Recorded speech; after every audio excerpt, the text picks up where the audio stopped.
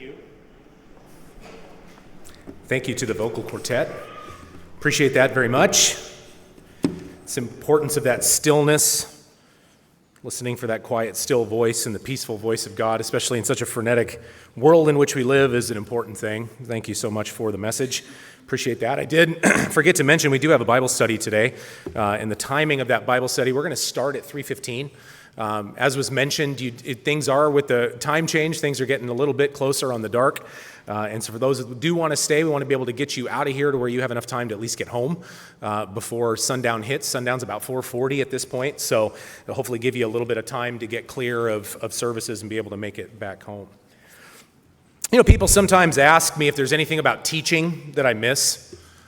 I usually try to give it a little bit of time so it looks like I'm actually thinking about my answer before answering with an emphatic, no, not really.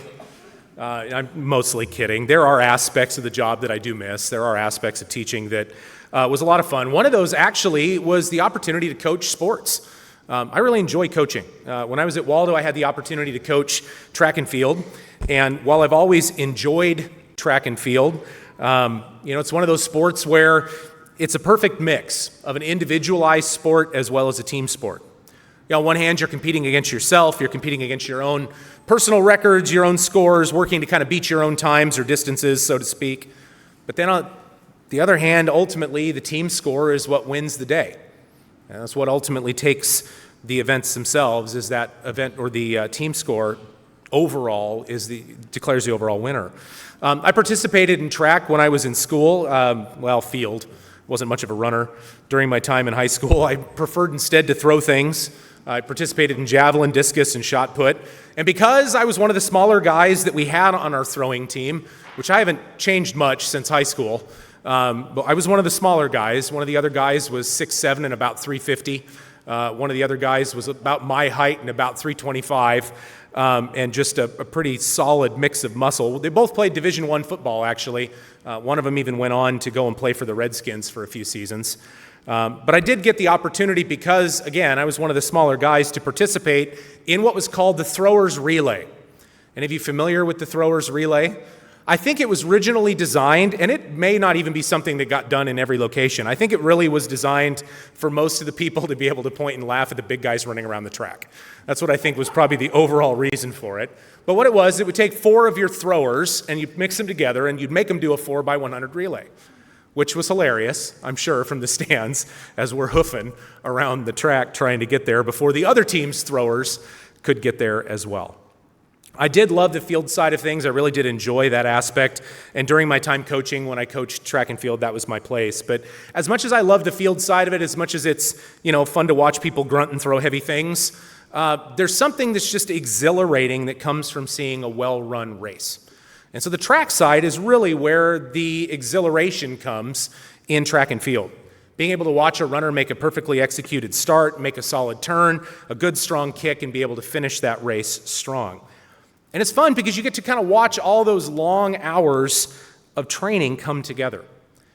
For me, it's kind of the pinnacle of the events in track is the 4x100 meter relay. Not the thrower relay. That's a 4x1 in name only. But the actual 4x100 meter relay, the individuals who have trained for it, it's something thrilling, it's something technical. Most of the time, the race is over in less than a minute. And most of the time, it's very quick and it's done. But each leg of that event requires a very specific runner. Once you have those runners identified, once you have that person chosen, you get them all firing kind of on all cylinders together as a team. It's a beautiful thing. It really is a beautiful thing. And in the 4x1, not only is the speed with which you run your race important, equally important, even honestly probably more important, is the effectiveness of the handoff, the effectiveness of the exchange which takes place. Particularly when you reach the Olympic level, you're talking about individuals whose sprint times are only off by hundredths of a second. And so they all run pretty much the same speed. So where you're going to win the race is in the handoff. When everything else is equal, the handoff is where the race is won. It's run and won in the handoff. In a perfect world, the outgoing runner and the incoming runner manage to match their speeds inside of this 20-meter box that's known as the exchange zone. So there's a section on the track, it's this 20-meter area in which the handoff must take place. In a perfect world, they make the exchange without any errors. There's no loss of momentum, there's no loss of speed. The outgoing runner is able to grab the handoff and explode and be able to run the next leg. 2 more perfect exchanges later, and bada bing, you have a gold medal. Sounds pretty easy, right? Sounds pretty simple, but not so fast. But even among elite athletes, baton handoffs are a source of immense frustration. High school, when you see kids train, often that's the part they train is the handoff, over and over and over and over again until it can be done instinctually, until it can be done without thinking. There is a certain trepidation that runners have over that little cylindrical piece of metal, and in particular, the sound that it makes when it falls and hits the track. There is nothing quite like that tink, tink, tink, tink of a drop baton. And so ultimately, when that thing drops down, it is a source of immense trepidation for those runners. Now, there's a number of factors that can manage to converge all in the wrong time in the wrong place to create an absolute disaster. And in the case of the men's and women's 4x100 teams in the Beijing Olympics in 2008, Team USA's both men's and women teams were both disqualified by dropping the batons in the middle of the race. They didn't even finish. And these are some of the best runners in the world. Some of the best runners in the world. Handoffs are tough. Handoffs are tough. And they're tough not just on the track. Handoffs and transitions in general are difficult regardless of where they take place. In business, for example, many of you run your own businesses. You have your own businesses, small family businesses or even large family businesses. Not paying very careful attention to the handoff can put even a successful business into the ground. There's actually a study that's been done by the University of North Carolina. They examined a number of family businesses as they underwent successions from one generation to the next, from the generation that founded the company on to the second generation, to the third, to the fourth, if they could find companies that survived to the fourth. Because what you'll find in the study is more often than not, they don't make it. In fact, the study showed only 30% of family-owned businesses survive the transfer from the founding generation to the next. Only 30% make it from the one who founded that business and hand it off to the next generation. Of those 30% that survive, 12% make the next successive transfer, and only 4% of businesses survived to the fourth generation. The rest of them were lost, somewhere in between, somewhere in the middle. The other 70%, that baton was dropped in the very first transfer. One generation. One generation. Would you turn over, please, to the book of Joshua to begin today?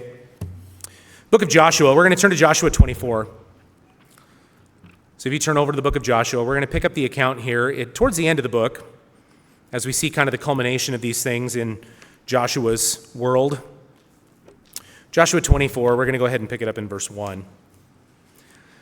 Joshua at this point knows he doesn't have much longer. He knows that he gathers the leaders together ultimately to kind of impart upon them some kind of final words of wisdom. Joshua 24 is where we see those things recorded. Joshua 24, and we'll begin in verse 1. It says, Joshua gathered all the tribes of Israel to Shechem, and he called for the elders of Israel, for their officers, and they presented themselves before God. So he brought all the leadership, in at this point, brings them all to him, and they're going to talk. Joshua says to the people, verse 2, Thus says the Lord God of Israel, your fathers, including Terah, the father of Abraham, the father of Nahor, dwelt on the other side of the river in old times. It says, and they served other gods. Then I took your father, Abraham, from the other side of the river, led him through all the land of Canaan, multiplied his descendants, and he gave them Isaac. To Isaac I gave Jacob and Esau. To Esau I gave the mountains of Seir to possess. But Jacob and his children, it says, went down to Egypt. So Joshua starts to walk them through some of their own history, some of the various things that they went through and looked at. It says, also I sent Moses and Aaron, and I plagued Egypt according to what I did among them. Afterward I brought you out. Then I brought your fathers out of Egypt, and you came to the sea. The Egyptians pursued your fathers with chariots and horsemen to the Red Sea. And so they cried out to the Lord, and he put darkness between you and the Egyptians, brought the sea upon them and covered them, and your eyes saw what I did in Egypt. And then he says, you dwelt in the wilderness a long time. Maybe a little bit of an understatement, but you dwelt in the wilderness a long time. Joshua here is reminding them of God's unfailing promises. what it was that God said that he would do. And not only what God said that he would do, Joshua reminds the people that God did everything that he said that he would do. He promised them the land of Canaan, and Joshua says, here you are. He said, this is what you would receive. Here you are. God protected them. He kept them. He ensured their safety. Joshua goes on. You can skim through this if you want, down towards verse 15. He says, all these other miracles that God provided, these promises that he gave them through verses 8 and 13. He says he brought you back to the promised land, delivered them from the Amorites, the Perizzites, the Canaanites, the Hittites. He says they defeated Balak. He delivered them from Balaam, from the situation that took place with Balak and Balaam.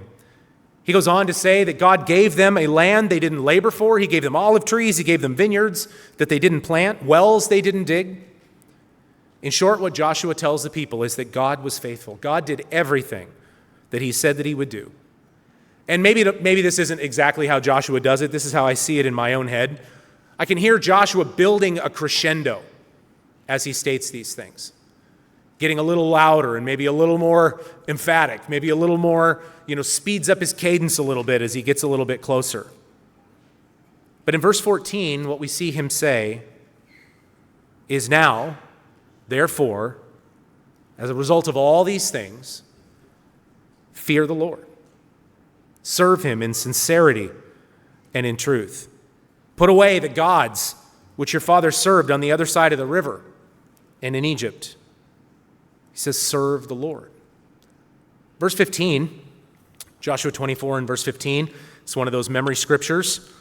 Oftentimes we see this in various quotes on walls, sometimes in homes and in pictures and things. It says, if it seems evil to you to serve the Lord, choose for yourselves this day whom you will serve, whether the gods, lowercase g, which your fathers served that were on the other side of the river, or the gods of the Amorites in whose land you dwell. And then Joshua says, but as for me and my house, we will serve the Lord. Joshua admonishes the people to make the call, to ultimately make the decision. Essentially, he's asking them point blank, after I'm gone, Joshua says, whom will you serve? He knows his time is short. He knows he's soon to die. After I have died, whom will you serve? He says, will you make the right decisions?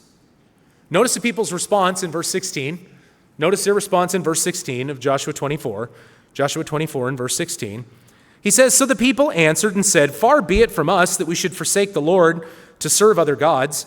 For the Lord our God is he who brought us and our fathers up out of the land of Egypt from the house of bondage, who did these great signs in our sight and preserved us in all the way that we went and among all the people through whom we passed. The Lord drove out from before us the people, including the Amorites who dwelt in the land. He says, we will also serve the Lord, for he is God. So they recognized all the miracles. They recognized all the things that God had wrought. But Joshua still wanted to make certain that they understood what they were entering into. Joshua goes on, verse 19. He said to the people, you cannot serve the Lord, for he is a holy God. He is a jealous God. He will not forgive your transgressions nor your sins. If you forsake the Lord and serve foreign gods, he will turn and do you harm and consume you after he has done you good. The people said to Joshua, no, but we will serve the Lord. Joshua said to the people, then, you are witnesses against yourselves that you've chosen the Lord for yourself to serve him. And they said, we are witnesses. Right? So we see Joshua lay this out for the people of Israel. We see them look at what it is, see that what ultimately is being asked. How long did it last?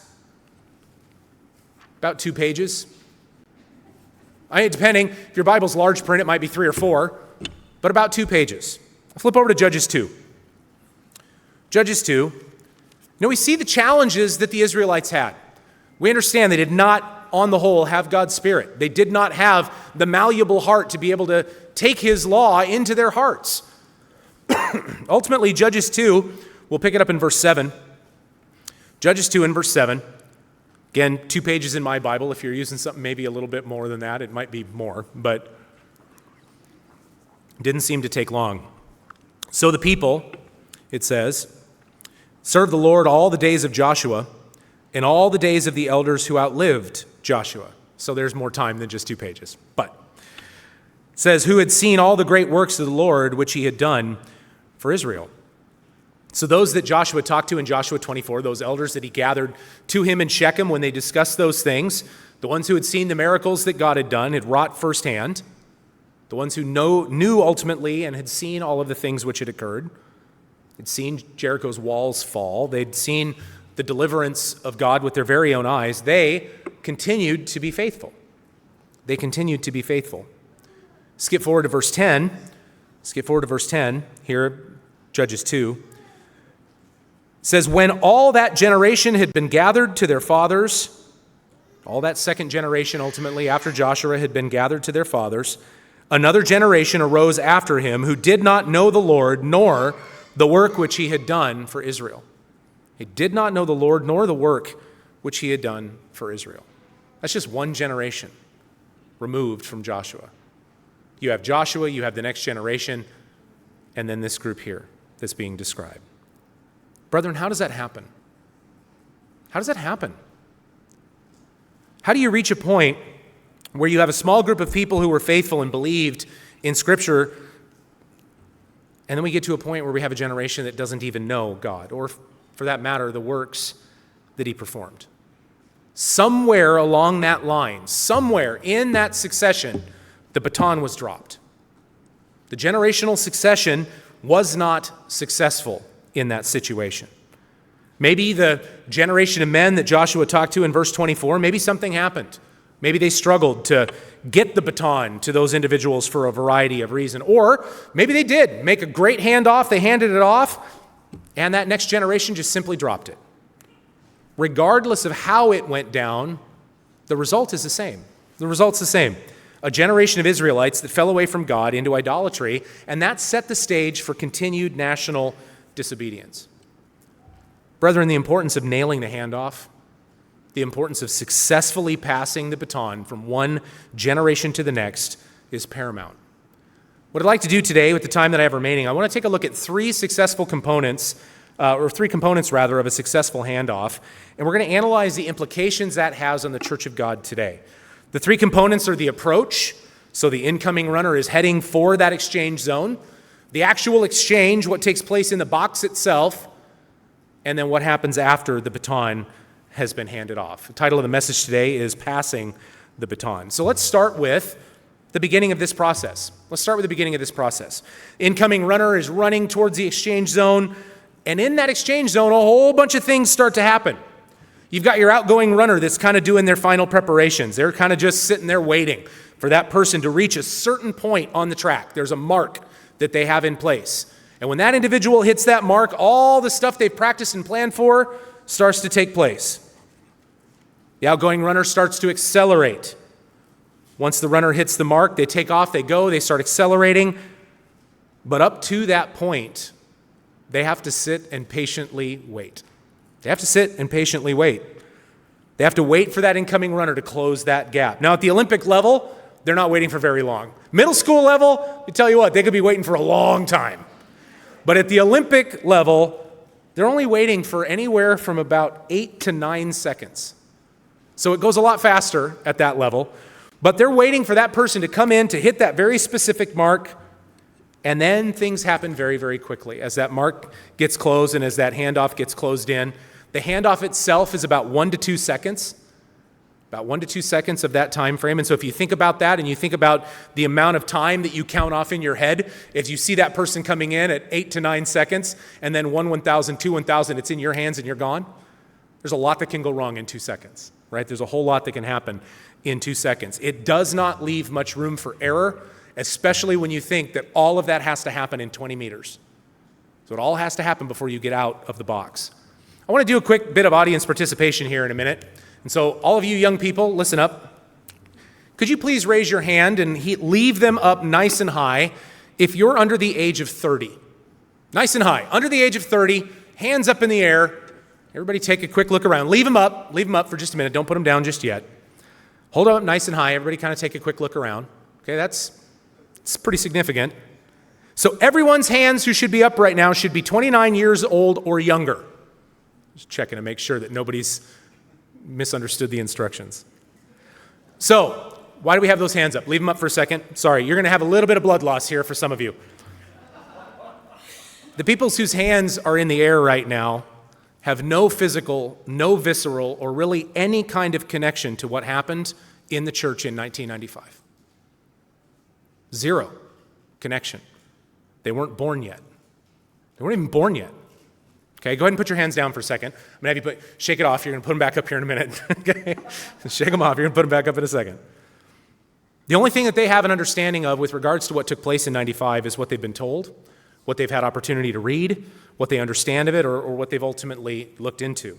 We're going to add one more group to that list. So I'm going to ask those of you that had your hands up a second ago to go ahead and put them back up in a second. But, calm down. Kids are like, yes, finally, I get to put my hands up. I'm so excited. It's awesome. I love it. We're going to add another group to the list. What I'd like you to do is please raise your hand if you're under the age of 39. So go ahead, raise your hands again. Anybody under the age of 39, now include your hands, please. All right, now take a look around the room. All the individuals who have their hands in the air now were born after Mr. Armstrong died. 1986, roughly. Okay, look around the room. Now I'm going to stretch that just a little bit. Keep your hands up. Keep your hands up. I want to stretch that a little bit because some of you are probably like me and were maybe 5 or 6 when Mr. Armstrong died and maybe have a memory or two, but really that's about it. Go ahead and raise your hand now if you're under the age of 45. Increase that a little bit. 44 and under. So those are individuals that were roughly 5 to 6 years old when Mr. Armstrong died in 1986.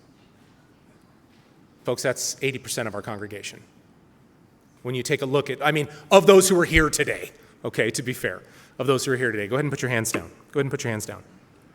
Now, we could add to that group. Ultimately, we could ask for those who have had no real connection as a part of their calling to the Worldwide Church of God, who have been called since the formation of United in 1995, right? Individuals who have been brought to the church in that way. But those individuals that had their hands raised in a variety of different ways are folks that have really no real direct personal connection or context even to either of those dates. So, when we reference 1995 or when we reference Mr. Armstrong at times, they don't have the same visceral reaction. They don't have the same general understanding. They know something academically took place. Perhaps they've heard about it or they've read about it, but they don't have that same visceral reaction. I was 14 in 1995. I was 14 years old in 1995, and it might surprise you, but I was barely there at 14, really. Some of you know that all too well. But their understanding in that situation is purely academic. And it's the same for me with Mr. Armstrong. I was 5 years old when he died. So I was 5 years old in January of 86. And I remember him. I remember meeting him once. That's it. I have very little context outside of that. Now, I've gained a great deal of context since, right? I've gone through and I've listened to sermons and I've watched videos and I've read old publications and all those things. But I wasn't in a position where I had a personal connection in that way. Others of you, you knew him personally. Perhaps you went to Ambassador College. Perhaps you had connections in that way. I wasn't in that position. My point, what am I getting at? My point is that there are two very distinct generations within the Church of God today. You have those who have direct connection with Mr. Armstrong, Ambassador College. You have direct connection with the ministry and this benefit of kind of that way of life for a very long time. You also have a group of people coming up in the faith without that context. One group that was perhaps called out of the world, one group that was brought up in the church, different outlooks, different life experiences. However, same faith, same goal, same gospel message, but two different backgrounds, two different outlooks, two different contexts. And to a degree, well, we have a generation gap. We have a generation gap, right? Just plain and simple. That's what it is. It's a generation gap. And because of that generation gap, the importance of us making sure that we work to close it as much as we're able to and pass on that knowledge that we've ultimately attained to that next generation is important. God is a God of generations. How often, when you look in Scripture, how often do you see him referred in the Bible as the God of Abraham, the God of Isaac, the God of Jacob, right? The God of Abraham, Isaac, and Jacob. It's a generational transfer, right? He is a God of generations in that sense. And so when you take a look at the importance of making sure that this faith is passed on, We're going through the fundamentals of belief with our teens this year in the teen studies, going through and looking at the fundamental doctrines to our faith, to the Church of God, so that they're able to stand up for what they believe, so they're able to understand what it is that they believe. But how do we as parents transfer on this understanding? Or those of you that are maybe past the point of children of your own, how do we as church grandparents help assist in this process? Turn over to Psalm 145. Psalm 145, David talks about this. Psalm 145, he talks about one of the ways that we can do this. And one of the important aspects of how this goes from a congregational standpoint. Psalm 145, and we'll go ahead and pick it up in verse 4. Psalm 145 and verse 4. Psalm 145, verse 4 says, "One generation shall praise your works to another, and shall declare your mighty acts." It says, "I will meditate on the glorious splendor of your majesty, and on your wondrous works. Men shall speak of the might of your awesome acts, and I will declare your greatness. They shall utter the memory of your great goodness, and shall sing of your righteousness." David's clear on this. We ought to be declaring, in some cases even shouting from the rooftops, so to speak, the mighty acts of God from one generation to the next. Sharing those experiences, sharing the way of life, when God's worked those miracles in our lives, when he's given us opportunities, you've seen his hand working in your life, bringing you through challenges, making these things known so that the younger generation can see, so they can hear how God works in our lives. But the other thing that we need to realize, I think at times, is in Psalm 71, if you want to turn over, Psalm 71, we're going to pick it up in verse 18, is the recognition we don't necessarily always have a lot of time to do that. Psalm 71, and we'll go ahead and pick it up in verse 18 here. Psalm 71 and verse 18. We'll pick up the context in 17. I love it. I know some of you love it when I do that. It says, "O God, you've taught me from my youth, and to this day I declare your wondrous works. Now," verse 18, "also when I am old and gray-headed, O God, do not forsake me." Do not forsake me, God, it says, "until I declare your strength to this generation, your power to everyone who is to come." David realized he had a limited opportunity and a limited amount of time to be able to declare those things. When we look out over the generational landscape of our church here in the U.S., there you go, not just our area, but other areas as well, we're sitting on a situation where there's a significant amount of knowledge and wisdom in this way of life, that is going to slowly fade over the next 10 to 20 years. Individuals who have a library of wisdom and knowledge. And I can't stress how important it is that that wisdom and that knowledge is passed on, because there's a vacuum left when it's not. There's a vacuum left, ultimately, when it's not. I remember after my dad died in 2008. Those of you that didn't know him personally, I've told stories. Dad was a little rough around the edges, and that's, I guess, probably a nice way of saying it. But he had a gift. He truly did have a gift. He was able to work on and fix anything that had any kind of inner workings. Things that were mechanical, for whatever reason, they just spoke to him. And I don't mean that in a weird metaphorical way, but he understood how to keep mechanical things working. He was a forklift mechanic. And he was the guy that in the Northwest, they sent all over the place to go and fix these in various areas because no one else could figure out how to do it. And so he just thought like an engine. I think that was kind of generally how it worked. But he understood how things worked. He could listen to something and from a distance, almost over the phone, he could listen to an engine and go, "Here's your problem. This is what needs to be fixed." At times, I could call him up and I could say, "Hey, my engine's going clickety-clackety, clickety-clackety," or "dank, dank, dank, dank, dank, dank, dank," and he could tell me exactly what was wrong with it. Like, no question. And sure enough, then you look it up on YouTube and learn how to fix it, and it works. I remember after Dad passed away in 2008, I used to call pretty frequently when I moved out and moved down here when I had a car that didn't like to run regularly. It's kind of interesting when you have a job. There's that little clause at the bottom of the application. It says must have reliable transportation. My car was not reliable transportation, but we were able to keep it moving and keep it running. But my dad spent so much of my childhood out in the garage. He was always tinkering on something. He was building this or building that. He was turning a sand rail into a front-end loader. He was fixing this or fixing that, working on this person's car, working on my mom's car. But he was always doing those things. And because he was rough around the edges, I often avoided, like the plague, spending time in that garage to learn those skills.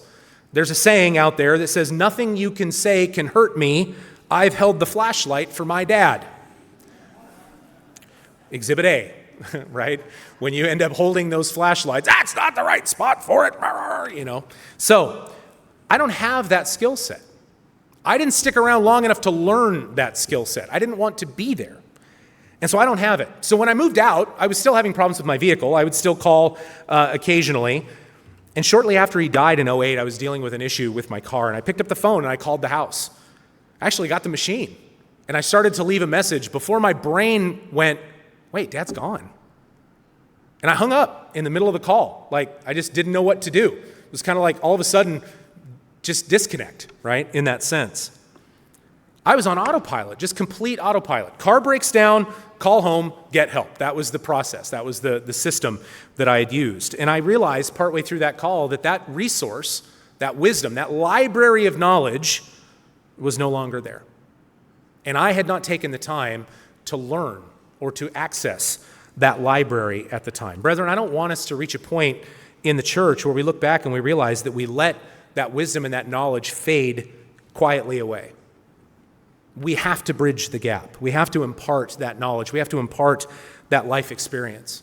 You know, we are very blessed to have a huge, huge youth population in this area. It's a blessing. It's an incredible blessing. You know, you look around the landscape of the church in other areas, you don't have this everywhere. There's about 3, 4, 5 congregations that have the kind of numbers of youth that we have as you go across the nation. Most of them, there are no youth. There's no one, no young people in some of these areas. A number of years ago, we did a kind of a church grandma or grandpa kind of thing a number of years ago where we had a grandma, grandpa kind of adopt a grandkid pen pal sort of thing. We would have, youth that wanted to participate. They would sign up. Those that were older that wanted to participate would sign up. You do a little bit of a matchmaking thing, and then you could write back and forth to each other and have the opportunity to connect and get to know one another in that way. I'd like to start that back up again. I'd like to do that again. And so we'll start working towards getting that set up here in this coming year for the youth that are interested, for the older members that are interested, kind of have that purposeful cross-generational connection.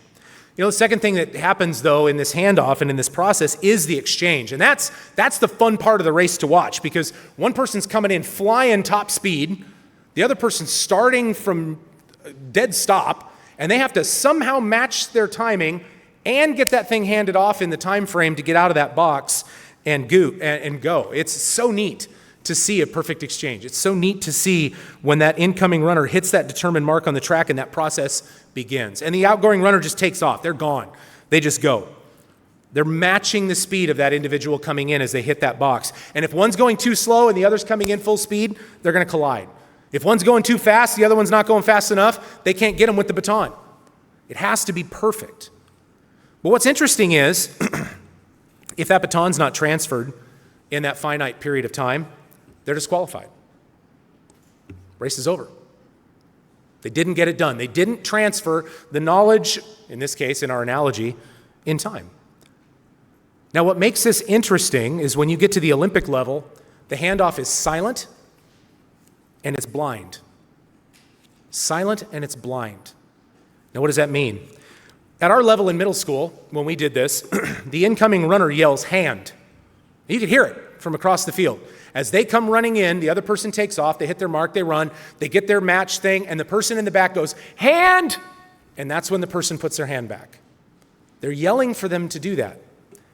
In the Olympics, it's blind. They take off, they go running, and what that means is they reach a certain point, they know in their step, this is when my hand goes back, and they hand back, and that baton has to be there at that moment when they reach back. 1 1,000, 2 1,000, hand and gone, right? That's the pattern. It doesn't always go that way, but it has to almost be instinctual. And as you might imagine, it takes an incredible amount of coordination. It takes an incredible amount of practice. You're not going to take 2 runners who have never run together ever in their lives and put them on a track and expect that it's going to go well. It's not going to go well. I can attest to that because it never went well when we did it. What ends up happening is you have a relay runner that doesn't show up that day for school, and now you got to sub somebody in. Well, sometimes it works, sometimes it doesn't, right? We have a term for this practice, this coordination, this exchange today in the working world. We refer to it as mentorship. Mentorship, two people that are working together ultimately on the same goal. And it involves an incredibly close relationship between two individuals that trust one another implicitly. And as time goes on, there's an increasing transfer of responsibility from one to the other. In teaching, we used to call this GRR, stands for gradual release of responsibility. But we used to, this idea that eventually you would release this to the other person, and as that releases, the individual supports that person in the process of them being able to go forward. And we see this example in Scripture. If you turn over to 1 Kings 19. 1 Kings 19, there's examples in Scripture of these relationships that we see. One of those is in 1 Kings 19. That's the one I'd like to look at today.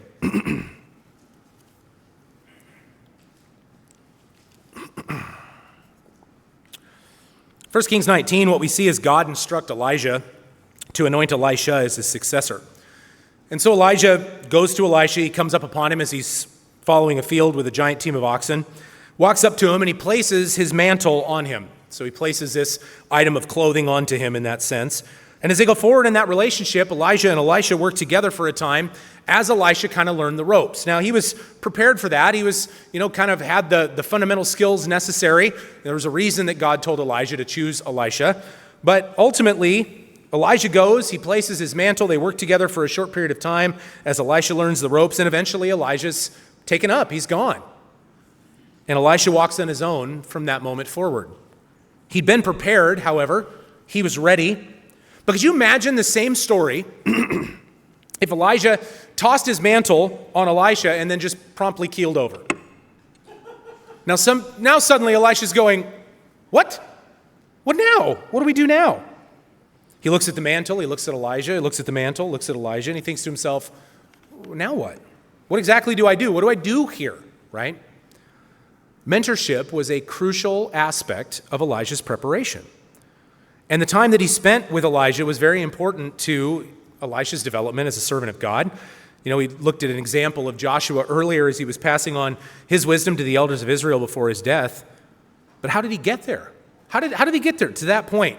Was Moses just hand off to Joshua and then disappear from the picture? No. They worked together for quite some time. Ultimately, see all those individuals that were trained by them remain faithful. Exodus 17, if you want to turn over there, we see the example in Exodus 17 of the relationship that Joshua and Moses had. The relationship ultimately that Joshua and Moses had. Elijah 17.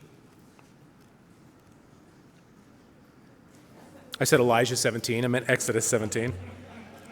Another word that starts with an E. I'm actually turning back to Exodus going, Elijah's not here. It's so weird. Exodus 17. Turn over to the book of Habakkuk. Oh, wait, that one works. Turn over to the book of Hezekiah. Exodus 17. We see ultimately a delegation of an incredibly important task here. Exodus 17, we'll go ahead and pick it up in verse 9. Exodus 17 and verse 9. It says, Moses said to Joshua, choose us some men and go out, fight with Amalek. Tomorrow I will stand on the top of the hill with the rod of God in my hand. And so Joshua ultimately did what Moses told him to do. Said he did as Moses said to him and fought with Amalek. And Moses, Aaron, and Hur went up to the top of the hill. And so it was, when Moses held up his hand, that Israel prevailed. And when he let down his hand, Amalek prevailed. Joshua at some point may have looked back like, come on, get those hands up.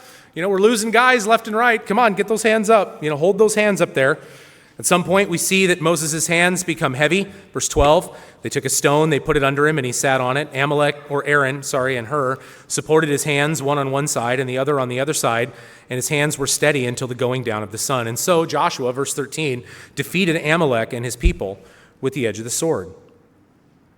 We see ultimately in verse 14, the Lord said to Moses, write this for a memorial in the book and recount it in the hearing of Joshua, that I will utterly blot out the remembrance of Amalek from under heaven. So Moses built an altar and called its name, the Lord is my banner. Before he said, because the Lord has sworn, the Lord will have war with Amalek from generation to generation. This shared experience would have strengthened their relationship significantly. Think about Joshua and Moses and the relationship that they had in this. We see in verse 14, he was specifically told to record it as a memorial, to rehearse it in the ears of Joshua. And so Moses kind of undergoes the process to see how generally it works. A little further on in Exodus, we'll see another example, Exodus 24. I'm going to turn over there, Exodus 24. Exodus 24, we'll pick it up in verse 12. We see the example here of Moses going to meet with God on the mountain at God's invitation. So Moses heads up the mountain, Exodus 24 and verse 12. The Lord said to Moses, "Come up to me on the mountain and be there. I will give you tablets of stone and the law and the commandments which I have written that you may teach them." And so Moses arose. Now we see Joshua labeled as Moses' assistant. It says, with his assistant, Joshua. And Moses went up to the mountain of God. And he said to the elders, "Wait here for us until we come back to you. Indeed, Aaron and Hur are with you. If any man has a difficulty, let him go to them." So Joshua's included in this process. It wasn't a thing where, Moses says, "Hey, Joshua, you stay here. I'm going to go do this and I'm going to come back." Moses went up to the mountain of God. The elders remained back. It says, wait here for us, not wait here for me, wait here for us. Till we come back, it says. Verse 13, again, Moses and his assistant Joshua, they went up, and in verse 14 says, "We will come again to you." Joshua is included in this. He was included and he was invited to this very personal meeting. Now, he went up the mountain with Moses. It's not clear. I don't know that he necessarily went up as far as Moses did, but he went further than those who were left back. He went further with Moses than those who were left back. He wasn't left behind necessarily with everyone else. Having God work with him and having Moses as a mentor made Joshua into an extremely powerful leader, a great leader that was ultimately able to have such influence on those generations as they went on. And that relationship developed him into a strong leader, gave him a relationship with God. There's a passage in Joshua that's so interesting. We see him constantly being admonished to be bold, to have courage. Have courage, Joshua. Be bold, be courageous. And then we see eventually him go to God, "Stop the sun!" And God goes, "Whoa, Joshua, hold on a second. He did it. Well, let's talk a little bit about that boldness and that courage there at that point." Having God work with him, having Moses working as his mentor, helped him to become a great leader. And we see this throughout Scripture, Paul and Barnabas, Paul, Timothy, Ruth, Naomi, Christ and his disciples. The list of individuals that work with people in a mentorship relationship goes on and on and on. And so the question I have for you is, how can we in the church cross that generation gap and work on that exchange? I wish I could tell you I had a great answer. I wish I could tell you I have a great answer of what this looks like. In some ways, I'm almost throwing that out to you as something to consider. How do we cross this generation gap and establish these mentorship relationships with one another? We have to be willing to commit to developing the next generation, kind of praying for opportunities to assist in this and increasing our focus on service. And I think that's the place where we can start. Intentional, cross-generational connection. Intentional, purposeful, ensuring that we're doing everything that we can to connect with everyone. Not staying in the groups that we are comfortable with necessarily, the individuals that are the same age as us necessarily or have the same experiences, but having those opportunities to talk with one another, to ask questions of one another. The final thing in the handoff, the last thing that takes place, is the next leg. Once the handoff has been done, the next leg is the exchange is made, the baton is firmly in hand, and that next leg is all on the outgoing runner. It is all on the one runner coming in ain't helping anymore. They've handed it off, and it is on them. They're gone. Either they pass it on to another leg, they give it to somebody else, or they get to be the one that crosses that finish line to hopefully a new world record and a gold medal. Those of you that had your hands up earlier today, that's where you find yourself today. That's where you find yourself at this time. We're in the process of spiritually preparing ourselves and growing into and understanding and establishing relationships with God in this life. Now, we can't wait for the baton to get to us any faster, right? We're in the exchange zone. We're waiting the handoff. It's going to get there when it gets there. That baton will show up when it's ready. And when it gets there, we need to ensure that we're ready to take it. We need to be ready to reach back and grab that baton and take off. We are all called to be leaders. We're called to be kings and priests. You're being prepared in this life for a role as a leader in the kingdom, as a leader in your families, as a leader in your congregation, in your schools, in your workplace. You're being developed by God as leaders, ultimately. And sometimes we hear this whole thing, I think sometimes where it's like, well, if I could just be a doorman, just a doorman in the kingdom would be okay. Kings and priests. That's what you're being developed into. We have roles, we have leadership in families, in schools, in work. And you never know where those opportunities for leadership or service, which is really what we're talking about when we talk about leadership, service. You never know where those are going to find you, but opportunity will find you, and we have to make sure that we're ready to do that. I mentioned this before. It may be a request to give the opening prayer. Mr. Rogers, you got off easy today. It's been Mr. Rogers for a little while there. But maybe it's a request to give the opening prayer. Somebody comes up and asks if you're willing to do it. Oftentimes our song leaders they're told no. They're told no when they're asked. Maybe opportunities to lead a Bible study. Part of the chair setup crew, sound crew. As I smack something up here on the lectern. Sound crew, setup crews, whatever it might be. Maybe you'd be asked to suddenly be a counselor at summer camp, even though that's not what you signed up for. Did that to somebody this summer. They went, wait, I didn't sign up for a counselor. Yeah, I know, but I need a counselor. How you feeling about that? Hand? Here's the baton. So, these opportunities for service, they find you, ultimately. Maybe it's keeping an ear to the ground and taking care of a need for someone. Could be called into the ministry at some point. Opportunity finds you. There's a laundry list of ways that you can serve. And so the question I have for you today as we think about this next leg of the race, so to speak, and having that baton in hand and taking off, is what are you doing today to prepare yourself for service 15 years in the future, 5 years in the future, 10 years in the future, tomorrow? What are you doing now to prepare for that? And when that baton arrives, will you say yes? Will you take that baton and will you run? I think it's interesting to think about sometimes this faith that we're a part of as something that was given originally by God, and it was passed on from generation to generation throughout the ages. Went from Adam to Seth.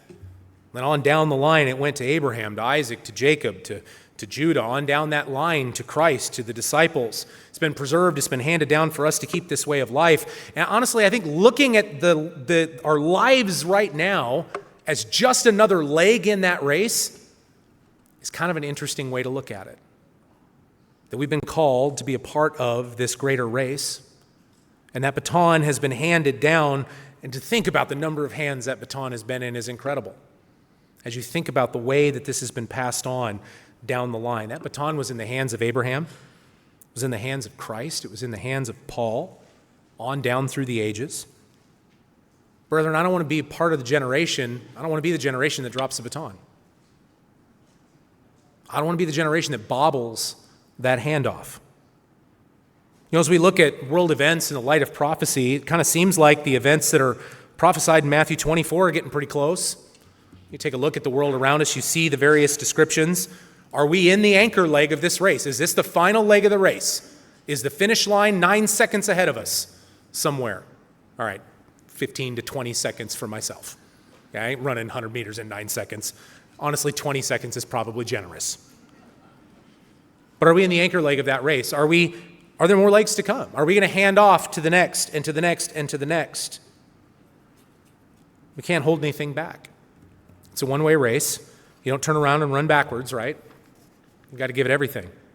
And so as a result, our spiritual preparation is so unbelievably important so that when that baton does arrive, we're ready. When it shows up, we're not surprised by it.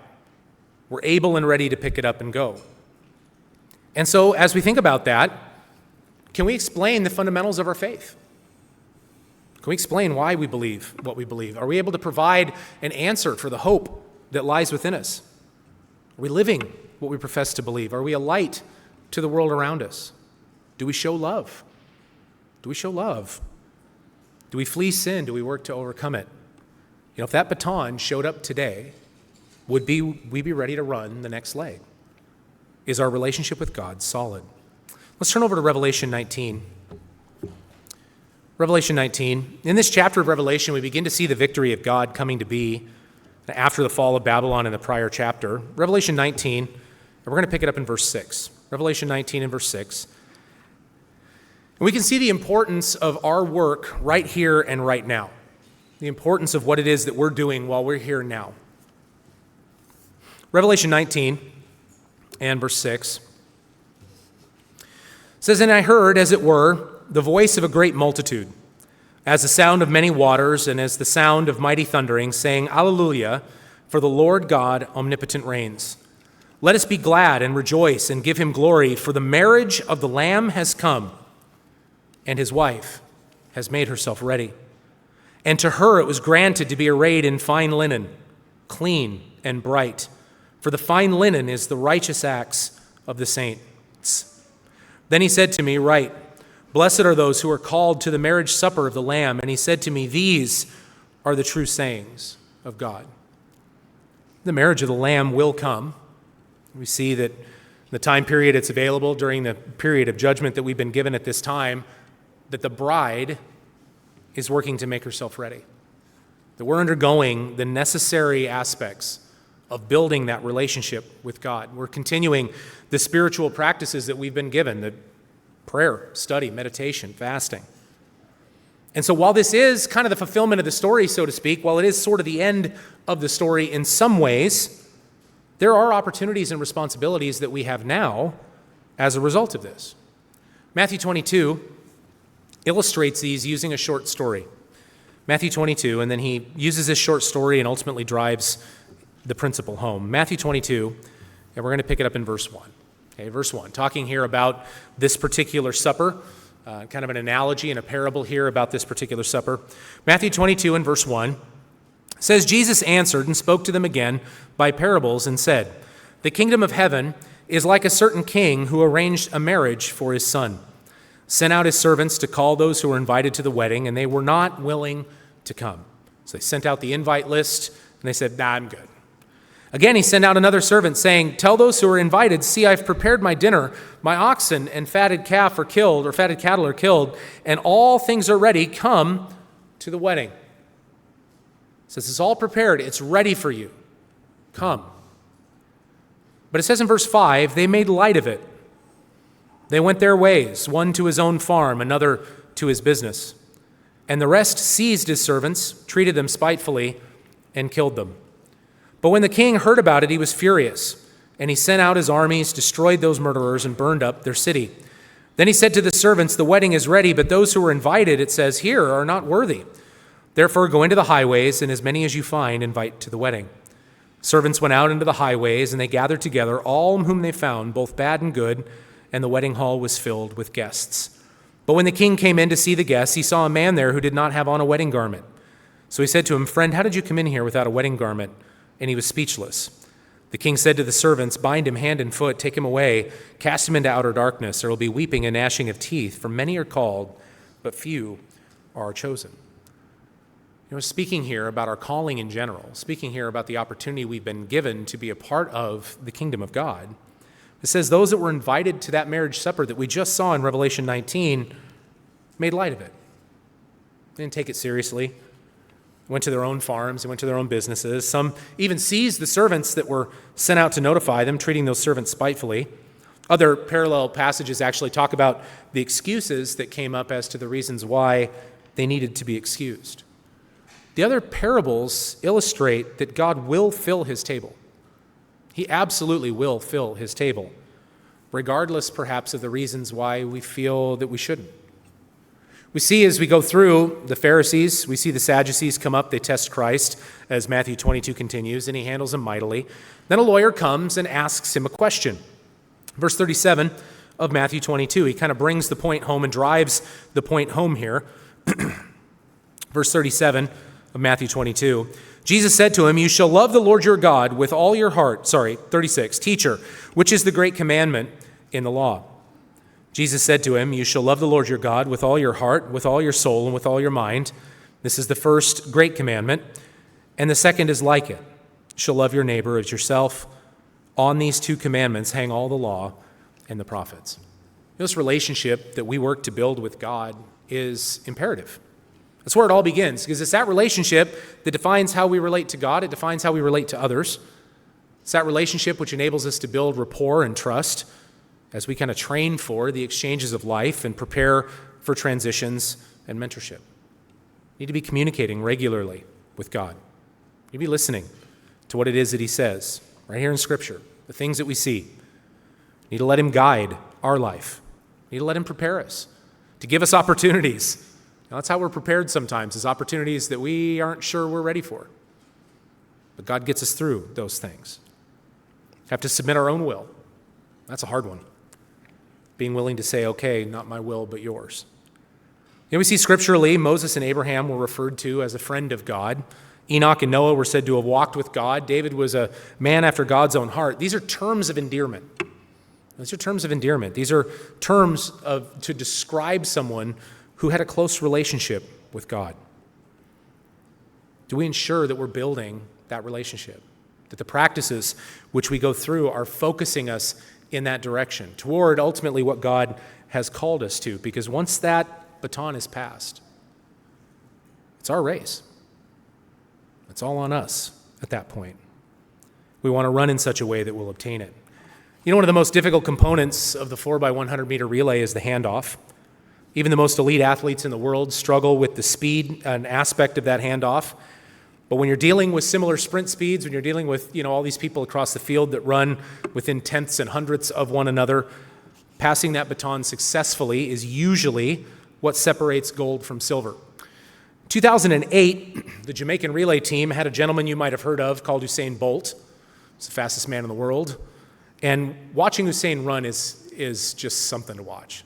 I mean, it just makes it look effortless, just absolutely effortless. In 2008, in Beijing, the U.S. team almost got them. They were so close. They were so close. They narrowly missed beating them. Jamaica came back. They won in 2008, but they were disqualified. One of the teammates on the relay team was caught doping, and so they were disqualified. 2012, they won it again. 2016, they won it again, and then Usain Bolt retired from running, and they haven't been back since. So there is something to be said for the speed in that sense. But the transition is what enabled the U.S. to get close. They weren't as fast, but their transitions were crisper. And so they were able to come within a very, very narrow margin of being able to do it. When they hand that baton off, can it be done without losing any steam? Be done without slowing down? Because even if you're the fastest man on the planet, if the handoff is bobbled, your team loses. Doesn't matter how good of a runner you are individually, if you bobble the handoff, the team loses. It's actually been said that a good 4x100 team's overall time can be faster as a team than their individual sprint times combined. That if you get the right handoffs and if you're able to get it done in such a way, it is faster together than it would be if you added up all their individual running times. Which is kind of incredible to think about, as the seamlessness of that transition allows for a faster and more efficient race. But we can drop the baton if we don't approach it in the right way. We need to assure, as we approach the handoff of leadership, whether it's in our families, whether it's at work, wherever we may lead, whether it's school, whether it's in the church, that we're actively doing what we can to make that approach smooth, and that we're working really hard to make sure that that baton is where it needs to be, when it needs to be. That we're getting what we can do to be in that spot. We need to ensure as we enter into that exchange zone that we're identifying and working together with the next generation. We're doing what we can to prepare them for the challenges that will confront them in leadership. We also need to ensure that we're doing everything that we can to pass on the wisdom and the collective experiences of our years in the faith. I'm always sobered, it's the right term, I guess, by the recognition that some of you have been living this way of life longer than I've been alive. It's incredible to me. The amount of wisdom, the amount of understanding that you have, having gone through this for so many years. Now, collective wisdom is important. Sometimes you may not think it is. It really is. Incredibly important wisdom that we need to find a way to mine appropriately. We need to ensure, too, young people, that you and teens and young adults now, you're focusing on the spiritual preparation needed so that when that baton is passed, when that baton gets to you and that exchange takes place, that you're ready to spiritually turn and burn, that you can get out of that exchange zone and take off when it's ready. So brethren, let's be ready. Let's do the preparations necessary, because regardless of whether it's 5 years, 10 years, 15 years, or tomorrow, that baton is coming.